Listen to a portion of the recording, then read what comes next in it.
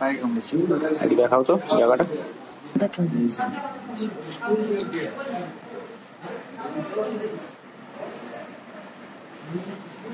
কি সাপে কামড়েছে? কেউটে সাপ। কোথায় কামড়ালো, কিভাবে? পায়েতে কামড়েছে। বাড়িতে? তুমি কি করছো তখন?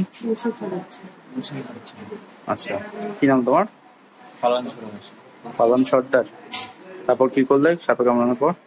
লাঠি দিয়ে চেপে নিয়ে আসলাম। আচ্ছা, হাসপাতালে চলে এসছো? বাচ্চাটা কেউটের বাচ্চা ওকে কামড়েছিল, কিন্তু বাচ্চা বলে এরকম ভাবলে হবে না, কারণ সাপের বিষ বাচ্চার ক্ষেত্রে যা হবে বড় সাপের বিষেরও তার ভেতরে যে ভেনামটা থাকবে তার যা কার্যকারিতা একই হবে। শুধু পার্থক্যটা কি হবে, বড় সাপের ক্ষেত্রে গ্ল্যান্ডটা অনেক বড় হবে, তার ভেতরে পরিমাণ অনেক বেশি থাকবে, আর এর ক্ষেত্রে গ্ল্যান্ডটা ছোট থাকার জন্য বিষের পরিমাণ থলির ভেতরে অনেক কম থাকবে। কিন্তু দুজনেরই লিথাল ডোজ এই কেউটির ক্ষেত্রে 15 মিলিগ্রাম, অর্থাৎ 15 মিলিগ্রাম হচ্ছে একটা লিথাল ডোজ, যার অ্যামাউন্ট যদি ঠিক মতো মানুষের শরীরে দিতে পারে তাহলে একজন পূর্ণবয়স্ক মানুষ সেই ডোজেই কিন্তু মারা যাবে।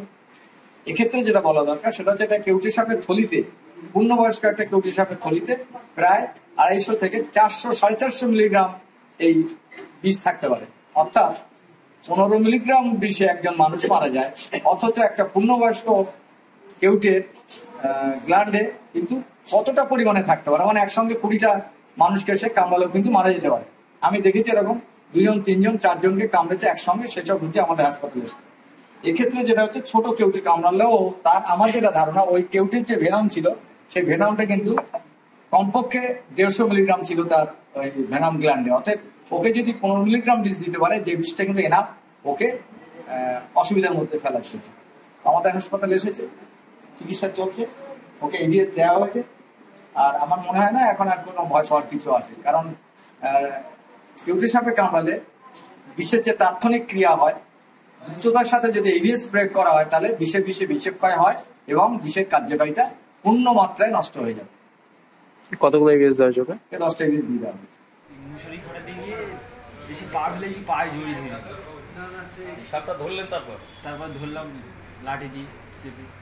আমাদের ভিডিও ভালো লাগলে লাইক এবং শেয়ার করুন, কমেন্ট সেকশনে গিয়ে জানান আপনাদের মতামত। আরও ভিডিও পেতে আমাদের চ্যানেল সাবস্ক্রাইব করুন এবং প্রতি মুহূর্তে খবরের আপডেট পেতে প্রেস করুন বেল আইকন।